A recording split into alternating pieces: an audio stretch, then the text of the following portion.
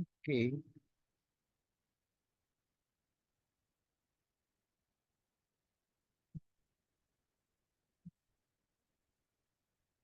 Good afternoon. We'll now start.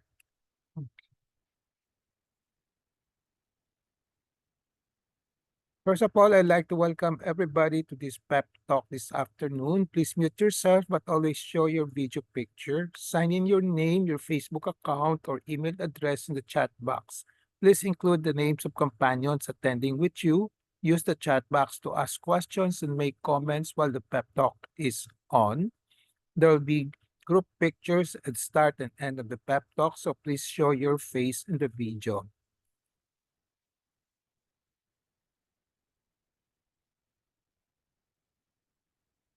As a reminder also, obtaining 25 OLETE certificates will entitle one mentee to a free voucher for a RO host on medical consultation, either face-to-face or telemedical. Another request, please type in your feedback in the chat box during the open forum and before we adjourn. Thank you. Let's now have a group picture taking before we start the pep talk proper in 2 minutes. Please turn on your video now.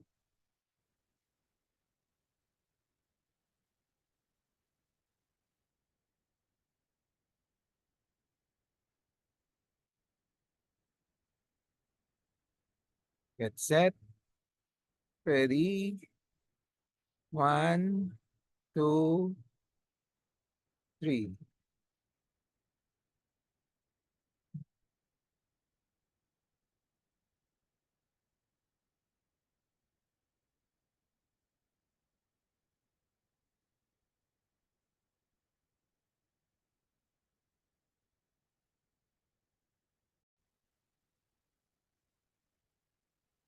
I have a patient empowerment program in which I like to empower the lay people or patients to take control in the management of their health. I started the pep talk on May 15, 2021 during the COVID-19 pandemic. There are 3 courses in the pep talk. I completed the core course on October 9, 2021. Then from October 23, 2021 onwards, I've been tackling health disorder and health issue courses. We are now on our 222 pep talk. May 17, 2025 marks the start of year number 5 for the RO host on pep talk. How long the pep talk will last will depend on the enthusiasm, discipline, and perseverance of everybody, you and me. My pep talk today is entitled, because of the New Year Eve's approaching, beware of New Year Eve's health dangers. The empowerment objective is for the lay people to have an essential understanding of the New Year's Eve health dangers in their health management. The content of this pep talk will be the following: definition of New Year's Eve, common health dangers during the New Year Eve celebration, prevention of common health dangers during the New Year Eve celebration, prevention of vehicular accidents related to alcohol intoxication. This is one of the health dangers. Prevention of physical injuries from quarrels and disagreement usually related to alcoholic intoxication again. Prevention of abdominal gastrointestinal syndrome, prevention of heart syndrome, prevention of firecracker and gunfire injuries. Then we'll be discussing first aid management of firecracker injuries and prevention of burn injuries, and then first aid management of burn injuries. As a disclaimer, this talk will contain my thoughts, perceptions, opinions, and recommendations or TPORs culled from my personal experiences as well as from the writings of other health professionals. Let's start with the definition of New Year's Eve. I suppose everybody know this. New Year's Eve is the night of December 31 and the morning of January 1. Okay. Paki-mute lang ho. Paki-mute. Hello. Mute. Okay. So New Year's Eve is the night of December 31 and the morning of January 1. But when we talk about health dangers during this time, it can be plus or minus December 31 or January 1. Usually even before December 31, because that's the start of the celebration for the change in the new of the year.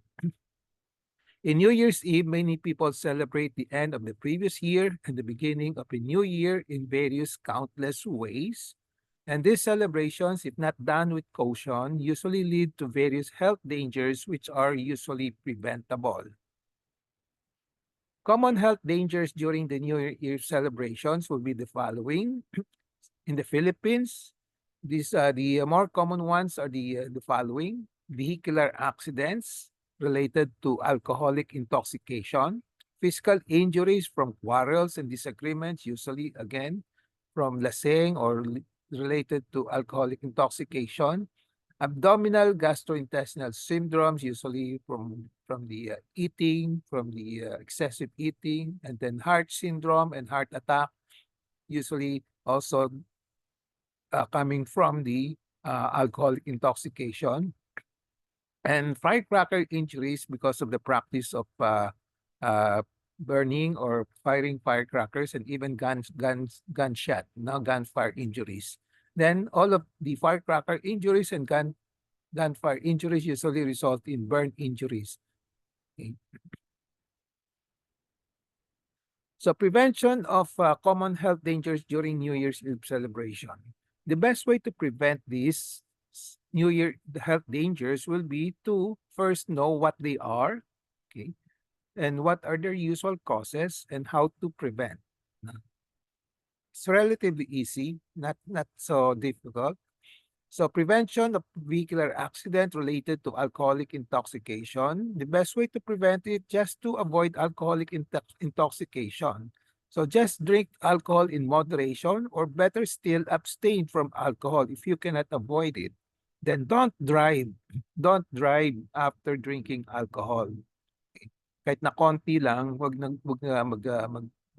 mag-drive ng car. So be wary of this danger. Vehicular accidents secondary to alcohol intake.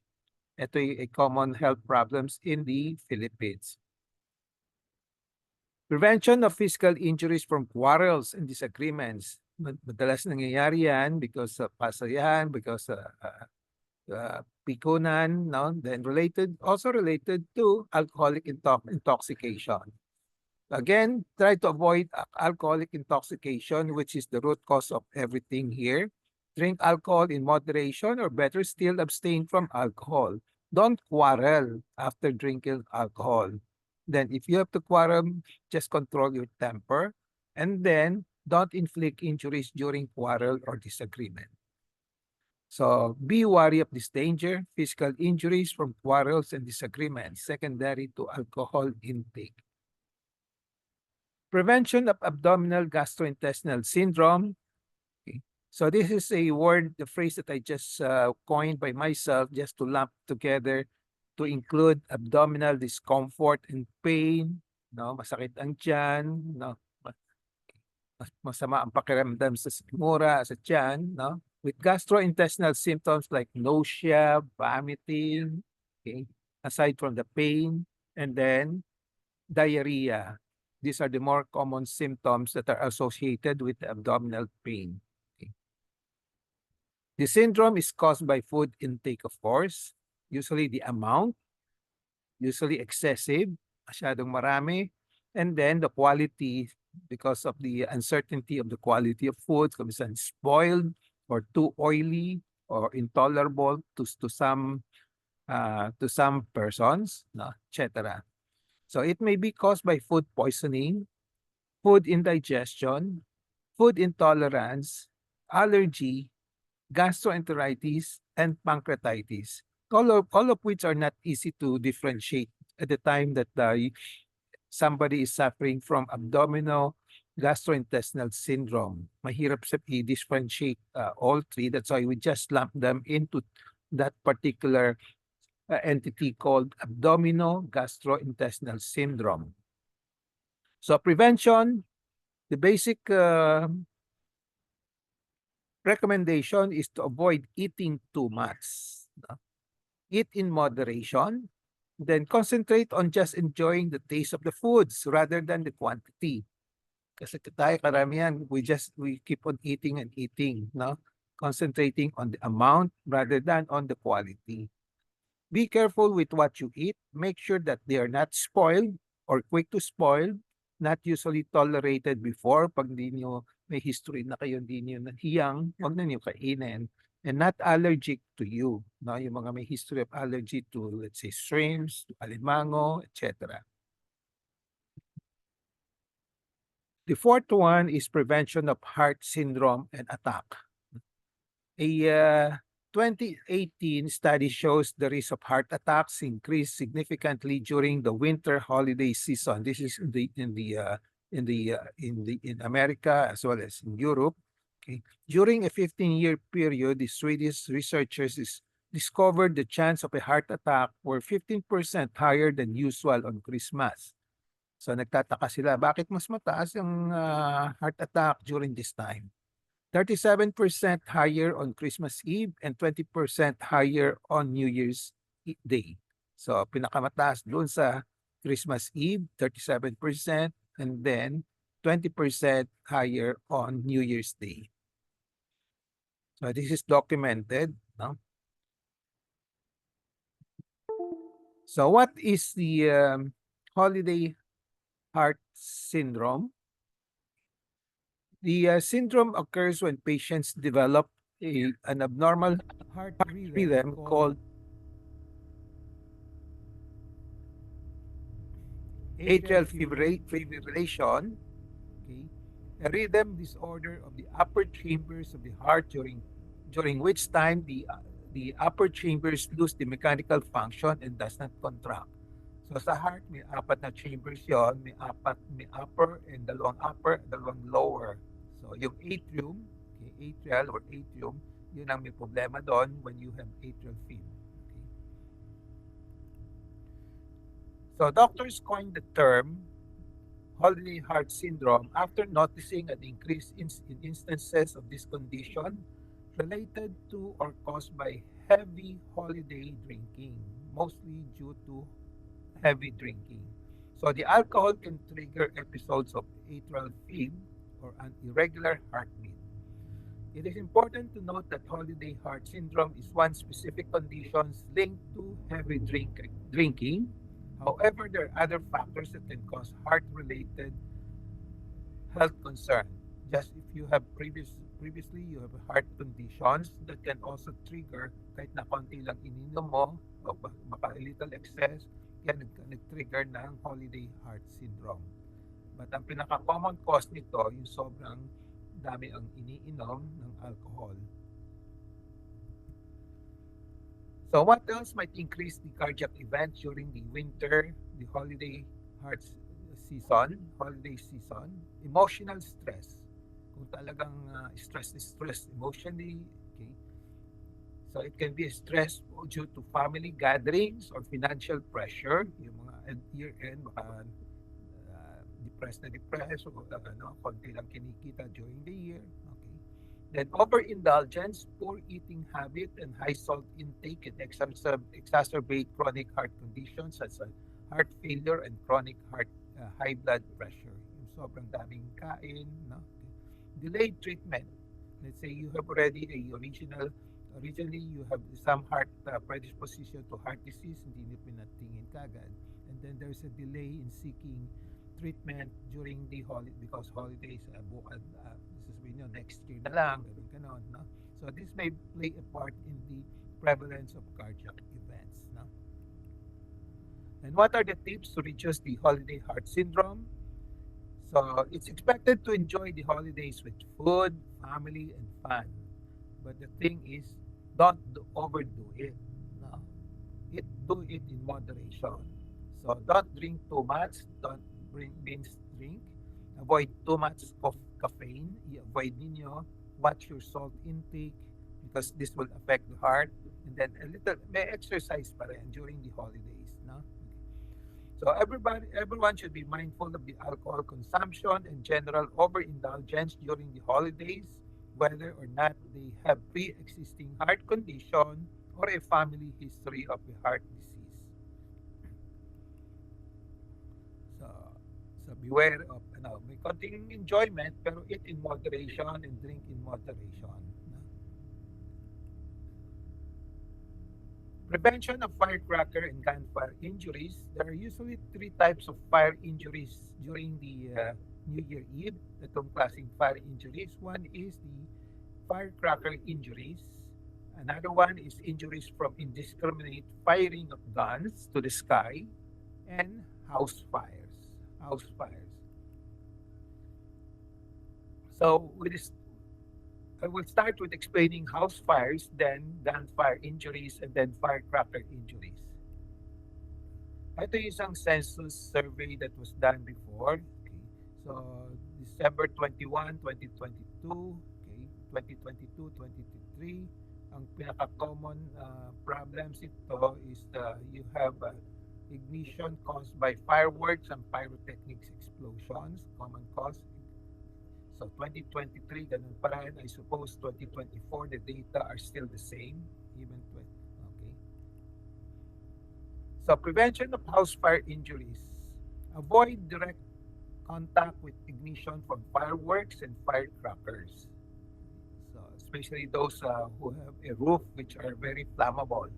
So water the roof if it's made of flammable materials during the New Year Eve if there is no rain, particularly kung walang ulan, pero kadalasan umuulan na ngayon, di ba? So, pero pag walang ulan, basain na lang yung roof, no? Para hindi masunog, no? The Bureau of Fire Protection has consistently advised the public to exercise caution and adhere to the following preventive measures to avert fires during the New Year Eve festivities. Always attend to lighted candles. Do not leave them burning without supervision. Stay vigilant when cooking and never leave it unmonitored. Refrain from incinerating wrapping papers, cartoons, and other rubbish in the fireplace.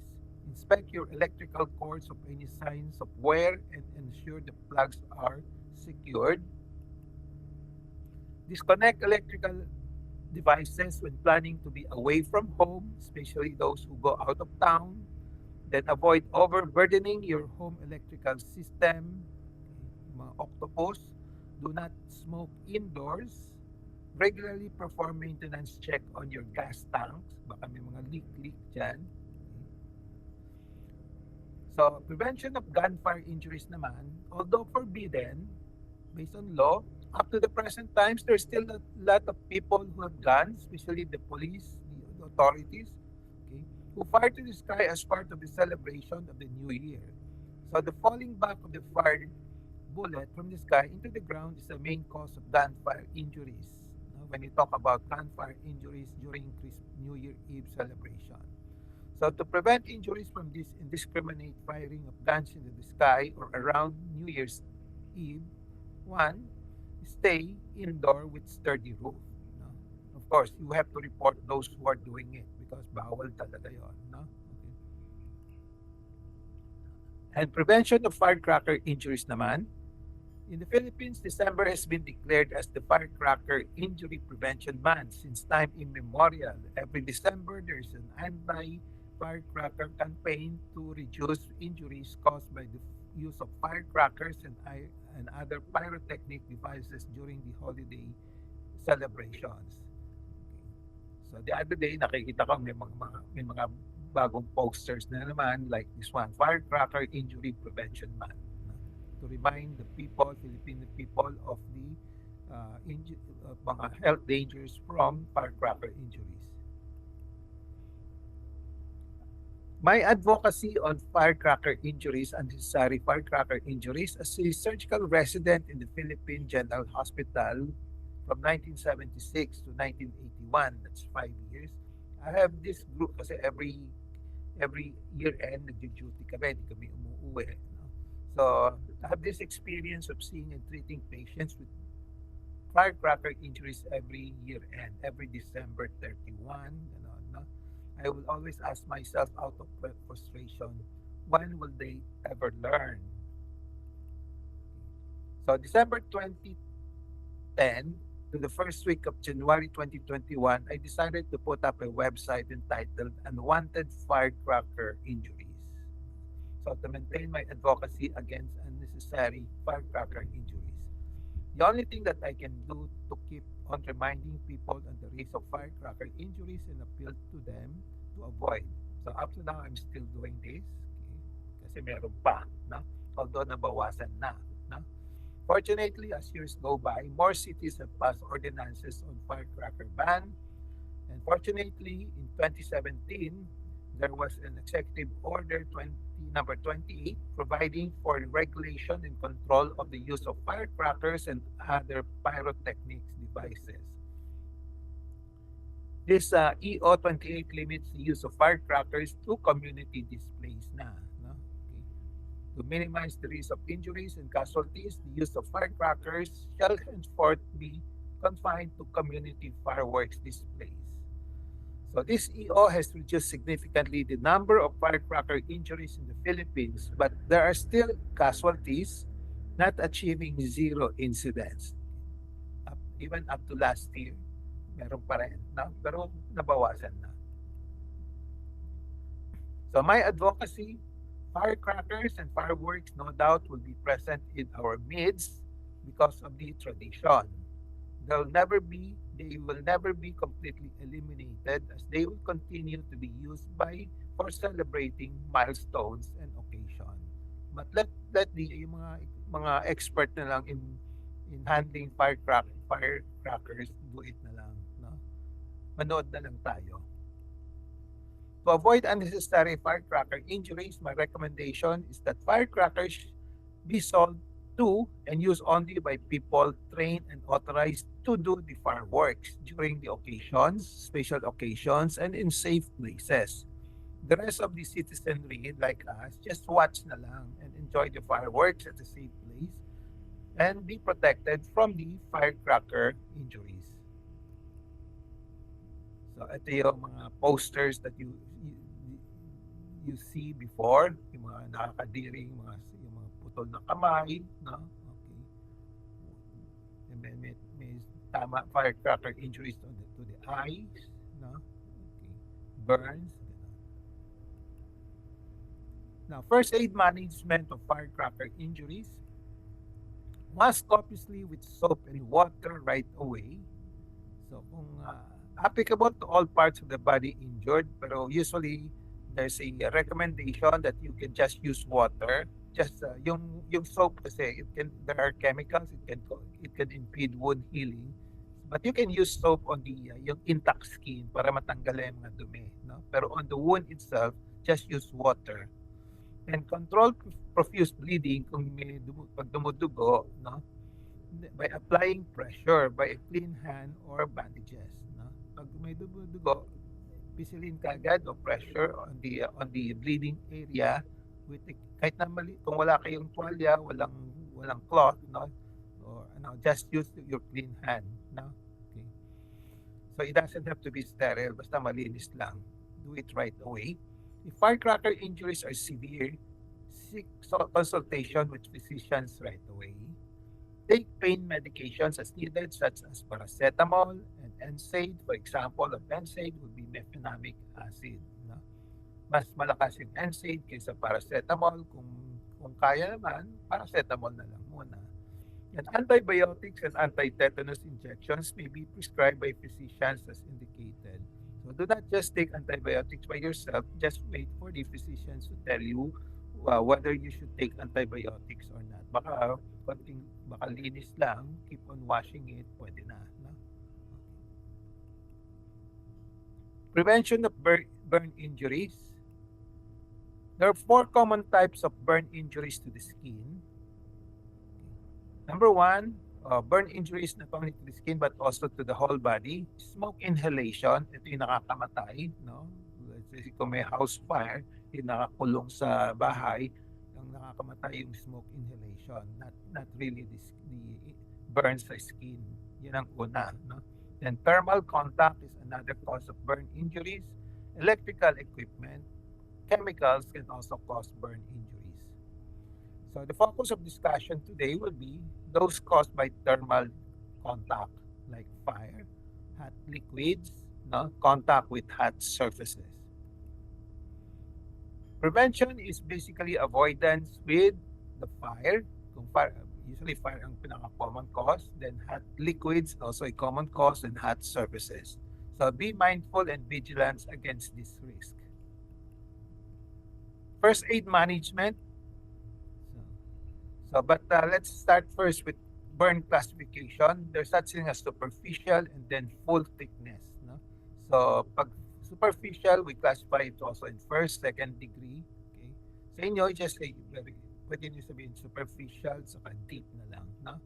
So ang translation of the degree of burns dito, kung yung first degree, yung epidermis lang, yung pinakamababaw, yung pinakabalat lang.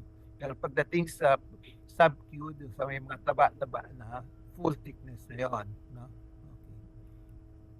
So ito yung illustration. Ito yung epidermis, mababaw lang. Ito yung dermis, ito yung hypodermis. No?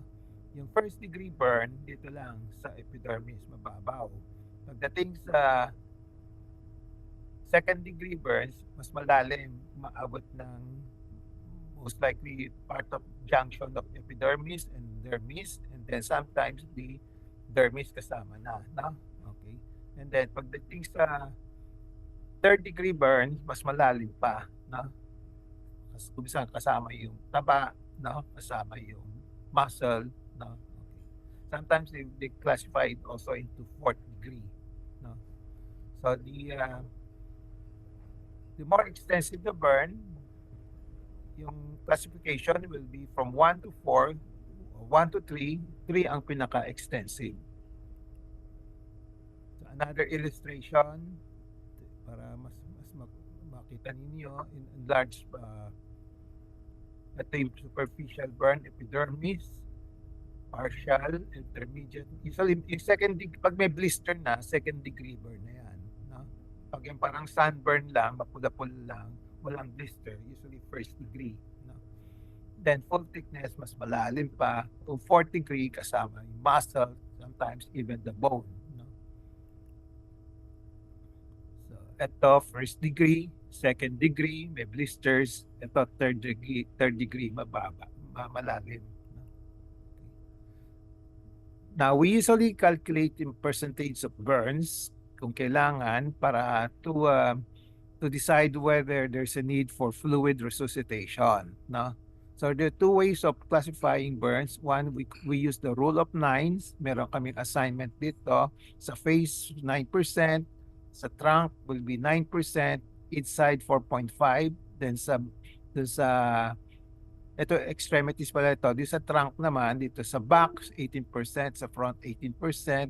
Sa paa, 18%, 18%, and then dito sa may perineal area, 1%. 99% yon. Okay? Rule of 9. So sa bata, may konting variations lang. So we cannot remember this one. We just use the chart. No? Okay. So any patient with greater than 15% total body surface burn, non-superficial, no, should receive, hindi kasama yung first degree burn dito, usually deeper, no? Second degree burns or deeper. Yung mga first degree like sunburns, hindi kasama rito, no? So you should receive fluid resuscitation, usually suero ang kailangan. So kung kailangan yung suero, usually ina-admit sa hospital. So kung more than 50%, idali na lang yung sa hospital para mabigyan ng suero, no? So another easier way of remembering yung degree of burns is the use of the palmar method, no? Gagamitin lang yung itong palm, which is it's easier to remember, 1%, no? So use the patient's palm to measure the body surface area burn. The palm of the patient, hindi kasama yung fingers and wrist areas, is about 1% of the body surface areas. So, just use kung mahirap matandaan yung rule of 9, gamitin na lang yung kamay. Pwedeng yung kamay ng pasyente as a reference, no? You adjust na lang ninyo sa pasyente. You can use your palm, pero i-adjust niya. Baka malaki yung kamay ninyo compared to the palm of the patients, no? First aid management, wash the burn wound right away and for 20 minutes using tap water. Yung cold water lang. It doesn't have to be yung mga ice water, no? Okay. Yung medyo malamig lang konti, no? Ganon, no? Okay. As I said, kung superficial lang, no?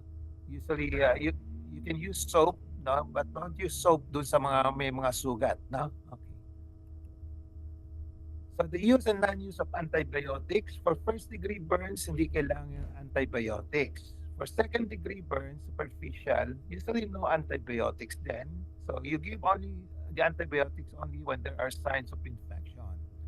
Now for second-degree burns which are deep, no, mas malalim pa, and third-degree burns, then antibiotics are indicated. No? And then antibiotics can be topical as well as parenteral, yung mga ini-inject, no? Usually for third-degree burn injection na yun. But for second-degree burn, you can use mga topical ones, no? Ito. Then after that, i-bandage na lang ninyo, or kung maliit lang, you just expose it to the atmosphere. Huwag na i-bandage, but make sure that you keep on cleaning it as often as you can para malinis, no? Non-use or non-use of analgesics in burns, this will be indicated. This will be used only as needed. Kung kailangan lang. Kung tolerable pain, pwedeng wala. Intolerable pain, then take oral analgesics, usually paracetamol and sage. Kung masakit na masakit, yung malalim na then we give the narcotics ones, no? Like morphines. No? So don't apply ice. Huwag niyo ilalagay ng ice. This is common practice, ice. And then don't apply toothpaste. No? Pag may blisters, huwag niyo i-burst yung blisters kasi yung balat sa blister can serve as a temporary covering of the dressing of the burn. No? Then don't apply other home remedies. Ito yung naririnig ko palagi. No? Nilagay ng oil, egg, butter. No? Simple lang, just wash it with soap, with water, running water. Pwede na, no? Running water and then as often as you can. 2 times, 3 times a day, no? Okay. Summary takeaway, I have presented these various topics. New Year's Eve definition, common health dangers during New Year's Eve celebration, prevention of health dangers during the New Year Eve celebrations, the 5 common ones: vehicular accident, physical injuries from quarrels, and then abdominal gastrointestinal syndrome, heart syndrome, firecracker, gunfire injuries. Then I presented how to manage yung mga firecracker injuries as well as burn injuries. Takeaway in relation to patient empowerment: be always in touch with reliable medical information on New Year Eve health dangers. Knowledge is power, it gives power. Use the 4 Ks of patient empowerment: kaalaman, kakayanan, karapatan, kapangyarihan, to gain greater control over decisions and make better decisions on New Year Eve's dangers in your health management.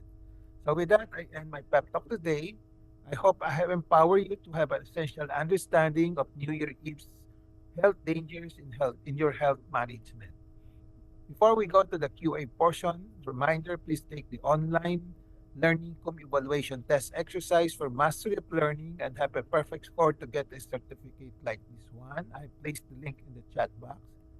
And then obtaining 25 OLETE certificates will entitle one mentee to a free voucher for a RO host on telemedical consultation or face-to-face consultation. Another request, please type in your feedback in the chat box during the open forum and before we adjourn. Thank you. Let's now have a group picture taking before we start the QA and interaction. Please turn on your video now and show your beautiful faces.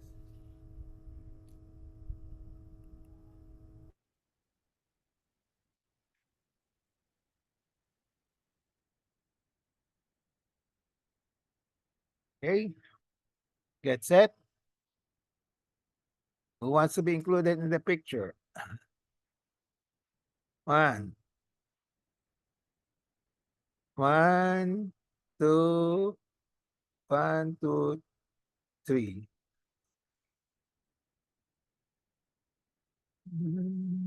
Let me save this one.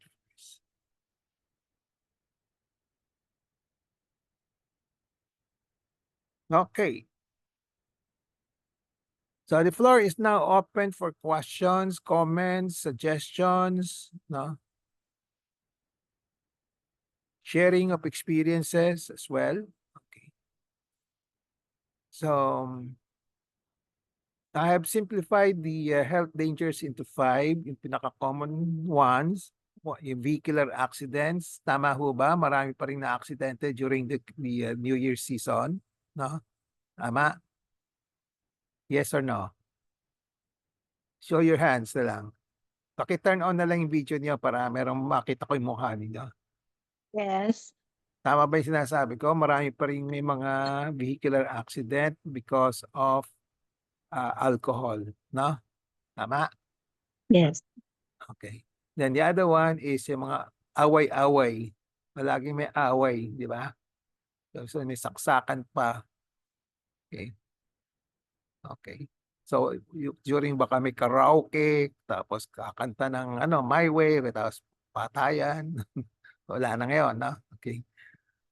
Number 3, yung mga gastrointestinal syndrome, yung mga abdominal syndrome kasi ang dami nating kinakain kaya sumasakit ang tiyan natin palagi, no? Okay. So iwas lang, no? Kasi pag sumakit ang tiyan sa daming pagkain, wala akong magagawa. Maghihintay ka na lang muna, no? Kahit na anong gamot ang ibigay sa iyo, no? You just have to wait until na lumabas yung toxin, yung mga kinain mo, no? Usually that will take about at least 2 days, 3 days depending kung anong gano'ng yung load ng mga toxins na kinain mo, no? Which is difficult to control, no?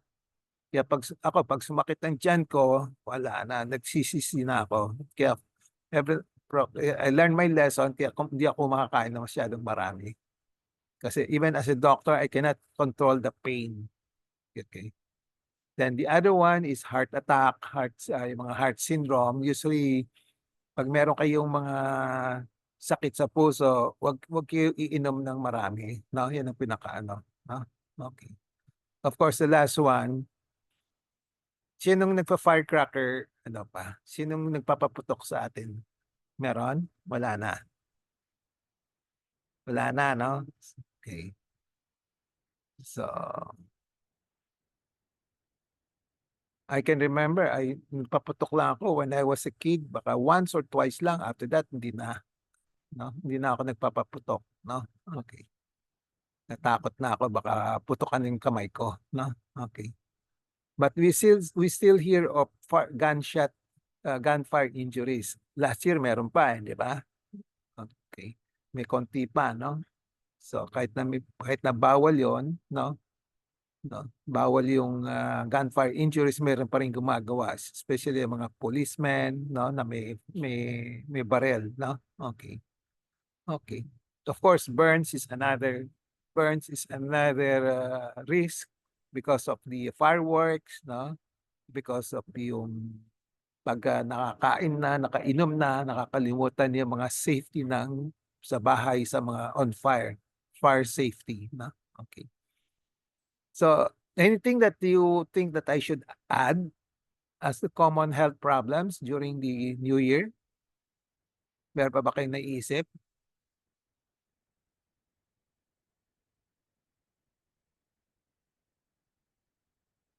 Wala na?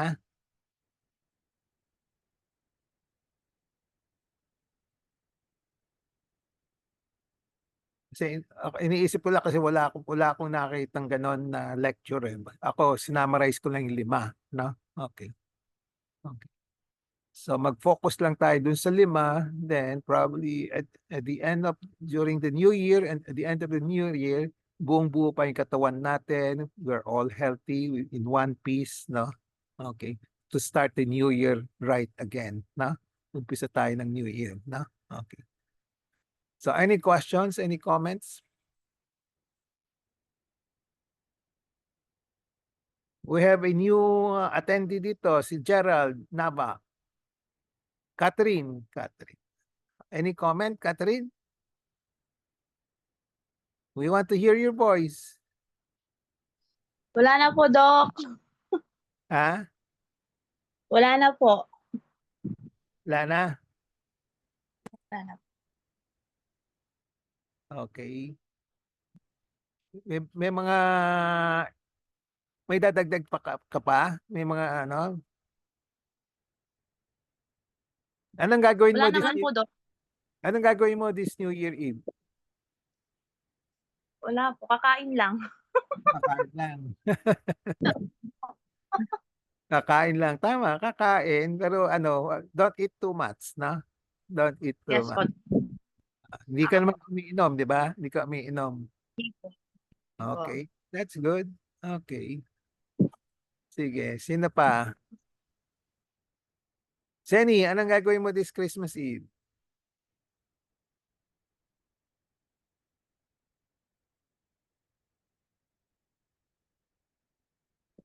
Ah, Sa lugar po namin, every year, problema namin yung fireworks. Kasi harapan po kami ng basketball court. Every year, dinadasal namin, sana umulan ng malakas pag New Year's Eve. oo nga. Gusto ko nga umuulan sa New Year's Eve. Kasi nakakaproblema din po, lalo po sa mga bata, sa mga apo ko, yung usok, tapos yung ingay po masyado ng mga paputok. Yeah. Okay. Pero for the past 10 years, past 10 years, palaging umuulan na sa ano, no? Pero dati-dati hindi siya Ayun masyado. nga, kaya natutuwa po kami doon. Yeah, ako nga mas gusto ko yung umuulan no? Okay. Para number one, basa ang bubong mo. Number two, yung mga nagpapaputok, medyo ano, umiiwas na magpapaputok kasi umuulan, di ba? Okay. Okay. That's good. So, Noche Buena na lang. Pero ano, eat in moderation, no? Jeng, ikaw, darating ba si Mr.? Hindi po, dito pa ako sa kapatid ko sa Cavite. Usually din lang po, kain lang po kami dito, Dok. Ha? Kasi ano din po gang may mga bata kami, iniiwasan din po talaga namin yung mga paputok. Tsaka yun nga po, less din ang pagkain kasi gabi na, mahirap pong mabusog Yeah. yung para mag-digest pa. Kaya siguro po yung mga bata okay lang, pero kami pong medyo kami magkakapatid may edad na hindi na pa masyadong nakain ng madami. Yeah. Mahirap yung Yeah. Pwede ba palitan yung timing ng pagkain, handaan? Usually kasi kaya S2 kakain na marami, tapos tutulog na kagad. No? opo, kaya nga po eh. Kasi yun na po yung nakagaugalian natin yung after ng mass, tapos magkaka-down sa kakakain. Oo nga no? Okay. Sige. Ako, kumakain lang ako maaga, mga 8:00, kumakain na ako. After that, ano na lang, Hindi na kayo nakain. maghintay na lang 12:00, countdown. After that, tulog na ulit. Okay. O kaya meron kaming mga salus, parang I call it Zoom mustahan every December 31. Online, parang Zoom. Opo, parang ganito. Kanya-kanyang kainan sa bahay, kanya-kanyang ano, pero Zoom kami, nag-exchange kami ng update. Anong nangyari sa pamilya niyo? Ganon, no? Ganon. So aside from the Cancer Crusaders Club, meron akong may Zoom mustahan sa lahat ng mga pamilya ko, no? Sa mga kapatid ko, no? Kasi yung mga kapatid mo, mahirap naman na i-gather them together in one place, di ba? So, pero Kami po kasi, Dok, apat lang kami magkakapatid. Kaya po, usually talaga, magkakasama po kami lahat dito sa Cavite. Okay. Siyempre, yung asawa niya naka-Zoom on that day. Oo, siya lang po ang wala. Okay. Okay.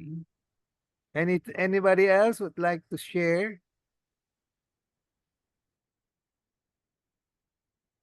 Mayan, anong gusto mong i-share? Meron ka pa bang marami kang kapatid, di ba, Mayan?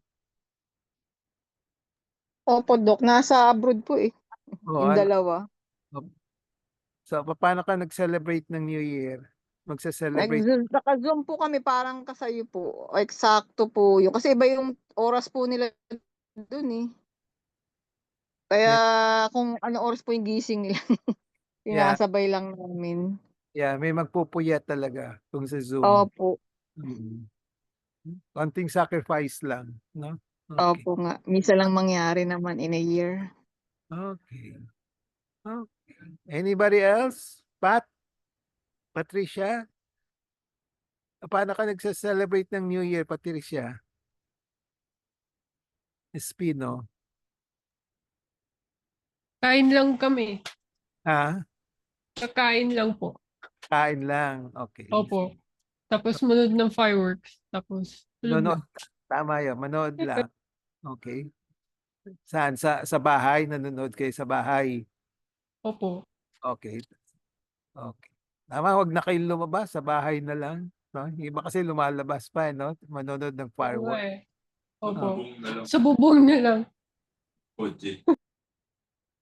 Okay. Okay. Anybody else who wants to share? Bago tayo magtapos ng New Year, ito last pep talk natin for this year. We will resume first Saturday of 2026. 2026 na. Okay. So, if there are no more questions, I would like to greet everybody. Merry Christmas, Happy New Year, and wish you all the best for next year. Okay? Merry Christmas. Happy Happy holidays po. Likewise, Happy New Year. Merry Christmas and Happy New Year to everybody. Merry Christmas din po sa inyo lahat. Happy New Merry Year. Christmas po, Doc, sa Bye-bye. lahat. Merry Christmas. Bye-bye. Okay. Oo.